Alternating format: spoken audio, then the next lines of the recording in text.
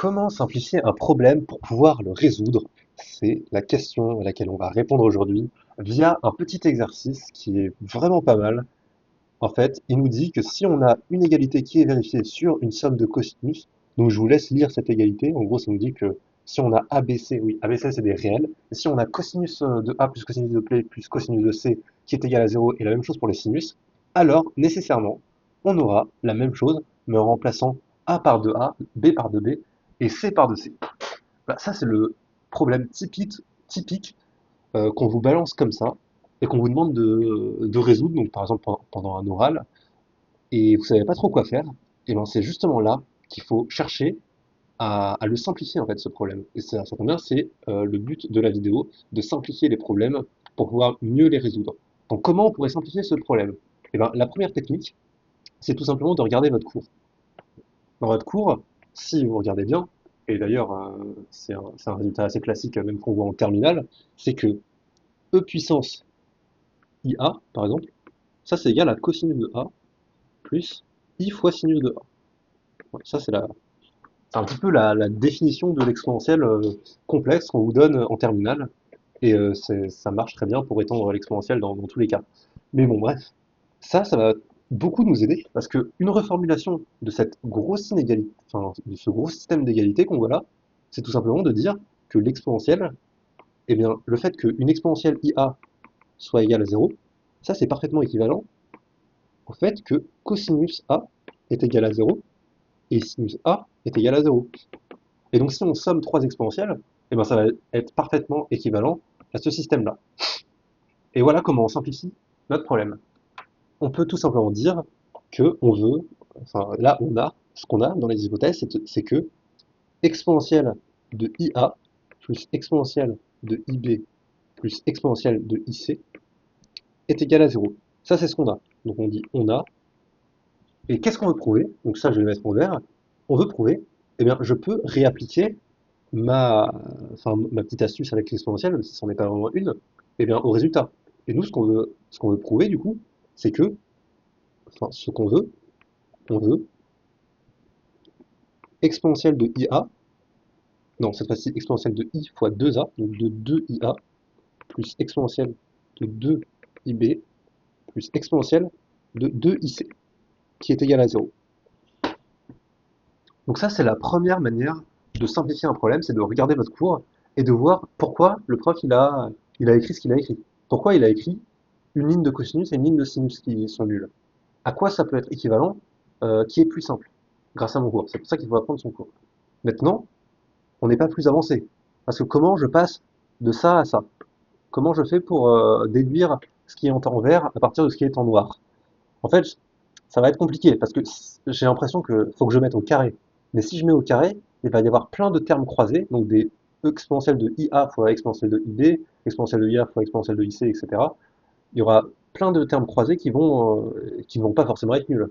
Enfin, ils vont l'être, mais ça va être difficile de prouver que la somme des termes croisés va être nulle. Bon, donc il va falloir encore simplifier euh, plus pour pouvoir mieux s'y retrouver. Et ce qu'on peut faire, c'est qu'on peut se dire, ok, là j'ai trois variables, mais mes trois variables, quelque part, elles sont pas vraiment très utiles. Parce que je pourrais me mettre un point de référence qui est C, par exemple, et dire que maintenant, C, ce sera mon point de référence, et j'aurai plus que deux variables, j'aurai plus que A et B. En fait, c'est ce que je vais faire. Parce que en divisant l'équation en noir par exponentielle de IC, ça me fait exponentielle de IA moins C, plus exponentielle de IB moins C, plus exponentielle de IC moins exponentielle de IC, ça fait 1, égale à 0. Et maintenant, ce qu'on veut prouver, c'est que exponentielle de IA moins C fois 2 plus exponentielle de i, enfin c'est la même technique, hein. Je modifie ce que je veux prouver comme ce que j'ai modifié ce que je voulais, ce de quoi je partais, plus 1. Et là on voit qu'on n'a plus que deux variables, on n'a plus que a moins c et b moins c.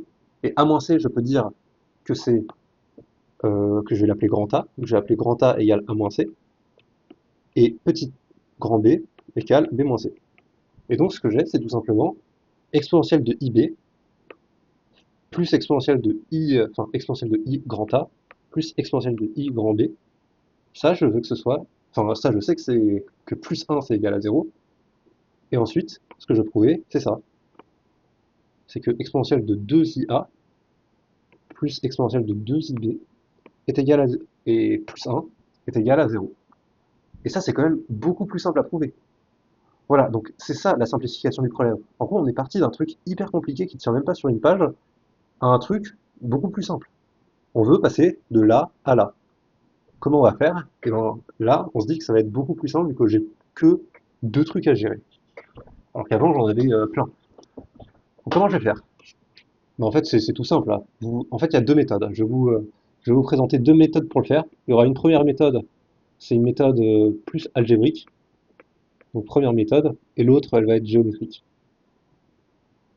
Voilà. Donc, comment on fait pour la première méthode? La première méthode, en fait, elle va consister à partir de cette égalité-là, donc exponentielle de IA plus exponentielle de IB est égale à moins 1. Donc ça, c'est ce qu'on a. J'ai juste fait passer le 1 de l'autre côté. Mais quand on la met au carré, évidemment, ça va nous faire presque ce qu'on veut, sauf qu'il va y avoir un terme supplémentaire qui va apparaître. Donc là, je fais ça, c'est donc ça, c'est juste ça, mais au carré. Et pareil pour ça. Ça, c'est ça. Enfin, ça, c'est ça, mais au carré. Voilà. Et le double produit, c'est plus 2AB, donc plus 2 exponentielle de I grand A plus B. Et ça, c'est égal à moins 1 au carré, donc ça fait 1. Et moi, ce que je voulais, c'était que ça, ce soit égal à moins 1. Comment je le fais? Et ben, en fait, maintenant, il suffit de prouver que ceci, c'est égal à 1. Si ça, c'est égal à 1, bah ça va me faire juste 2. Le 2, je le fais passer ici. Et la somme des deux, ça me fait moins 1.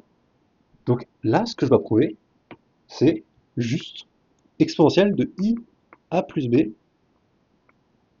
est égal à 1. Donc ça, c'est encore une autre formulation. Mais cette fois-ci, là, elle est vraiment simple. Comment on va prouver ça? Eh ben, on va partir de ce que j'ai écrit juste là, et normalement, ça devrait bien se passer. Donc pourquoi exponentielle de IA plus B, est égal à 1? Eh bien déjà, je vais commencer par réécrire cette ligne, mais en réécrivant sa partie réelle et sa partie imaginaire. Bon, on va se dire qu'on fait un peu du surplace, vu qu'on est parti de là un petit peu, mais en fait, ça va marcher. Parce que sinon, je sais pas trop quoi faire d'autre. Parce que j'ai déjà essayé de manipuler les exponentielles et ça m'a rien donné. Enfin, si, ça m'a donné ce que je voulais prouver. Maintenant, il faut prendre un autre chemin pour avoir de la nouveauté. Donc, je vais recopier les parties réelles. La partie réelle, c'est cos A plus cos B. Elle fait moins 1. Et la partie imaginaire, c'est celle qui va être plus intéressante. C'est sin A plus sin B. Et elle fait 0. Parce que c'est un réel, quoi. Donc, ce qui veut dire que on a sin de A qui est égal à moins sin de B. Et comme sinus est une fonction impaire, ça fait sin de A qui est égal à sin de moins B. Et on a un théorème qui nous dit que sinus de x est égal à sinus de y, si et seulement si. Alors on a ou bien, enfin c'est des ou, donc ou bien x qui est égal à y, modulo de pi, parce qu'on ne change pas le sinus en rajoutant 2 pi. Donc modulo de pi, ça veut dire que je peux rajouter k fois pi avec, enfin k fois 2 pi avec k en entier. Ou bien x est égal à moins, enfin à pi moins y modulo de pi. Oui, parce que en fait, le sinus, il ne change pas les pi moins l'identité. Par exemple, sinus de x, c'est égal à sinus de pi moins x. Vous pouvez le voir avec un schéma. Si je fais un cercle, vous voyez bien que le sinus de θ, qui est cette longueur que je viens de tracer en pointillé, c'est la même chose que sinus de pi moins θ. Toute cette longueur-là, c'est pi moins θ. Et j'ai la même distance en pointillé ici.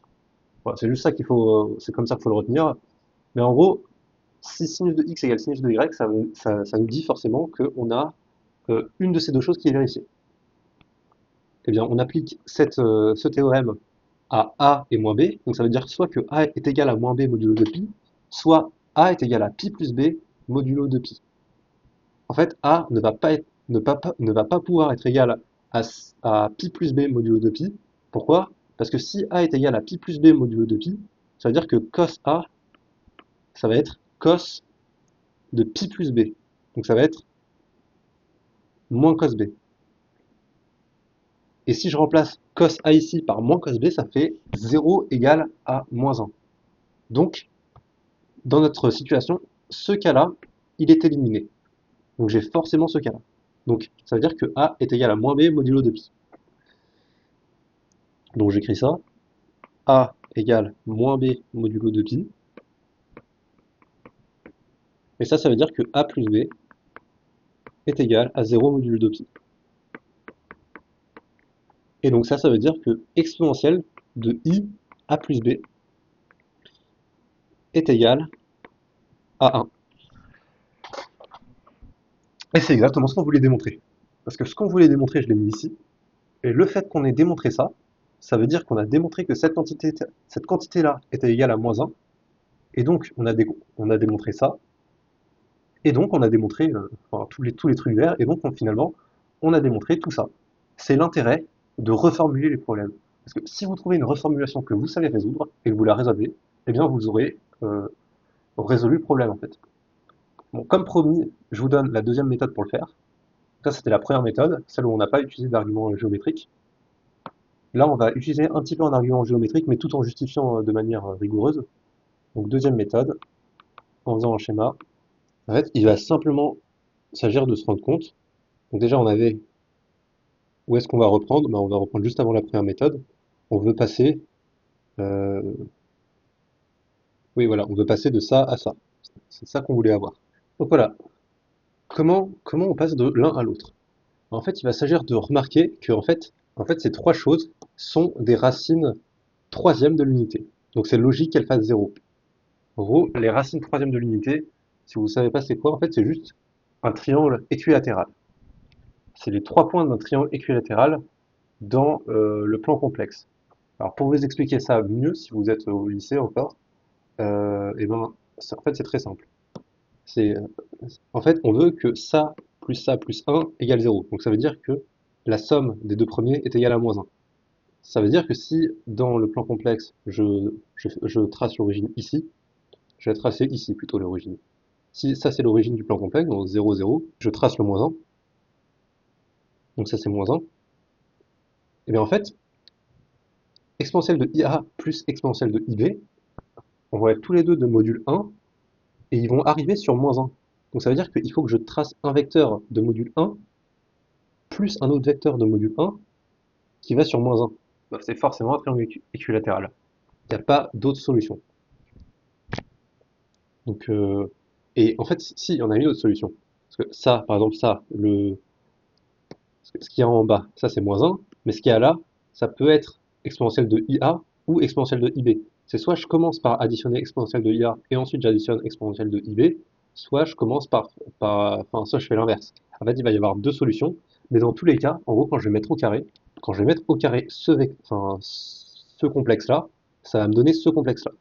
Et quand je vais mettre au carré ce complexe-là, ça va me donner ce complexe-là. Donc, on aura forcément ça qui va être vérifié.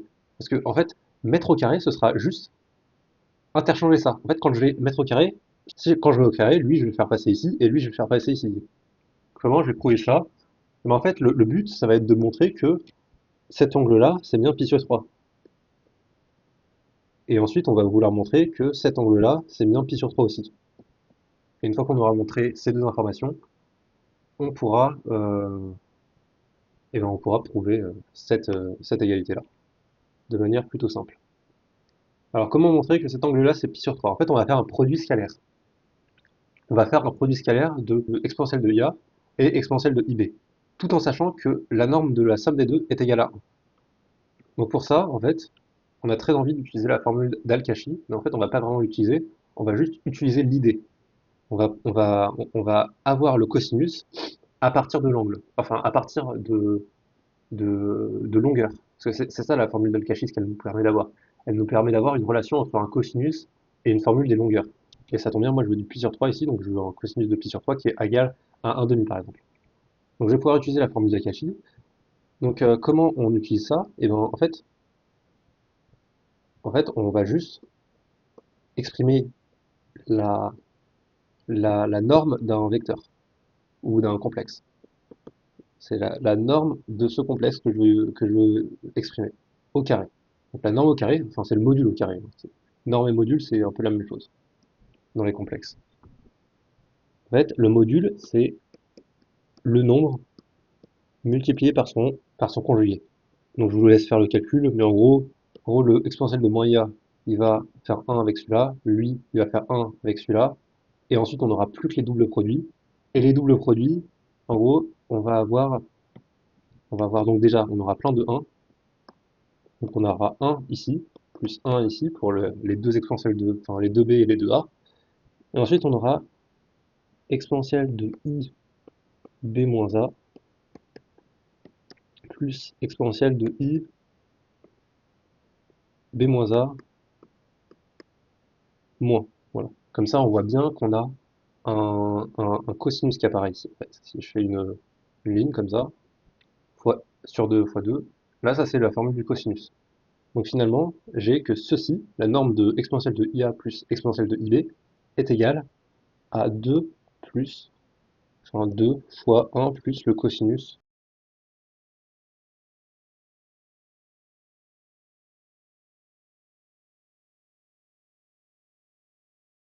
Eh bien, on se rappelle que cet objet-là, il a une norme de 1, vu qu'il est égal à moins 1. Donc, je peux dire que cette quantité-là est égale à 1. Je peux mettre un 1 ici, quoi. Je peux dire que 1, c'est égal à ça, et donc c'est égal à ça. Et finalement, cosinus de a plus b, de a moins b, qui est égal à cosinus de b moins a aussi, hein, c'est égal à moins 1 sur 2. Et cosinus de a moins b qui est égal à moins 1 sur 2, ça veut dire que a moins b, c'est congru à plus ou moins, pour à peu près la même raison qu'on a donnée pour le sinus, mais c'est congru à plus ou moins 2pi, 2pi sur 3 modulo 2pi. Pourquoi? Parce que moins 1 sur 2 c'est égal à cosinus de 2pi sur 3.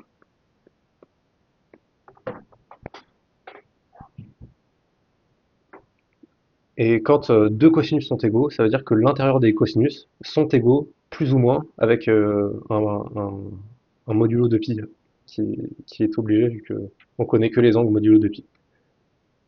Et ça veut dire, si je prends l'exponentielle de ça veut dire que exponentielle de IA, on sait ce que c'est par rapport à exponentielle de IB. Ça va être juste euh, J, si je note J qui est égal à plus ou moins 2pi sur 3. En gros, le plus ou moins, il se dit donc, il nous dit dans quel cas on est. Il nous dit soit on va avoir notre exponentielle de IA ici, soit on l'aura ici. Mais voilà, c'est juste pour ça que j'écris plus ou moins. Donc maintenant, on va essayer de trouver exponentielle de IA. Donc pour ça, on transforme notre exponentielle de IB en se rappelant que c'est moins 1 moins exponentielle de IA. Ensuite, on va mettre exponentielle de IA des deux côtés. C'est exponentielle de IA fois J plus 1 est égal à moins J. Mais on sait que J, c'est une racine. En fait, J, comme c'est une racine troisième de l'unité, ça veut dire qu'il vérifie cette équation. J carré plus J plus 1 égale 0. C'est l'équation, en fait, du triangle rectangle. C'est si vous additionnez les trois côtés d'un triangle rectangle, qui a une origine en 0, bah ça va vous faire 0. C'est juste ça. Donc si on utilise si on utilise ça, ce que ça nous donne, c'est que J plus 1, c'est égal à J carré. Ou égal à moins J carré. Donc ça veut dire que l'exponentielle de IA fois J carré est égal à moins J. Enfin, est égal à J. On a pris moins. Et donc ça veut dire que l'exponentielle de IA, c'est tout simplement égal à 1 sur J.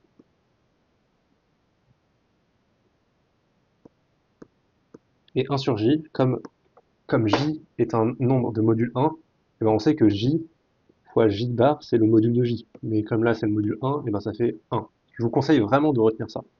Parce que ça c'est souvent utilisé dans les petits exercices de trigo, enfin de nombres complexes. c'est souvent utilisé qu'un nombre de modules 1 fois son conjugué, c'est égal à 1. Donc un nombre de modules 1, le conjugué, c'est l'inverse en fait. Et on préfère travailler avec l'inverse. Donc exponentielle de IA, c'est J bar. Et donc exponentielle de IB, bon, je fais passer le J ici, ça me fait l'inverse de J, mais l'inverse c'est bar, donc c'est J bar au carré. Donc exponentielle de IB, c'est J bar au carré. Mais J bar et J bar au carré, c'est toutes, c'est encore des racines, c'est encore des racines troisième de l'unité. Parce qu'en fait, comment on passe d'une racine à l'autre de troisième de l'unité? En fait, c'est en prenant le conjugué. Cette racine, c'est le conjugué de cette racine. Parce que là, on le voit pas, mais en fait, si je fais si en pointillé, je fais le parallèle, on voit bien que si on conjugue cette racine, ça me fait ça. Et ça, c'est la même chose que ça. C'est juste qu'ils partent pas du même point, mais comme c'est des complexes, on s'en fout d'où ils partent. Finalement, on a, on a bien que, on a bien que si je me prends exponentielle de IA au carré, exponentielle de IB au carré, qu'est-ce que ça va me faire? Ça va me faire exponentielle de IA, donc au carré, I2A, ça va être égal à J carré, un J bar carré. Exponentielle de I2B, ça va être égal à J bar puissance 4, mais comme J bar au cube, c'est égal à 1, vu que c'est une racine cubique de l'unité, ça veut dire que exponentielle de I2B, c'est égal à J bar. Et donc si j'additionne ces trois choses avec 1, ça me fait bien que exponentielle de I2A plus exponentielle de I2B plus 1 est égal donc à J bar plus J bar carré plus 1. Donc on additionne toutes les racines troisième de l'unité. Donc en gros, on tourne sur un triangle et on finit en 0. Donc ça fait 0. Voilà, c'était la preuve avec un schéma et de manière géométrique. Comme ça, vous aurez très très bien compris cet exercice.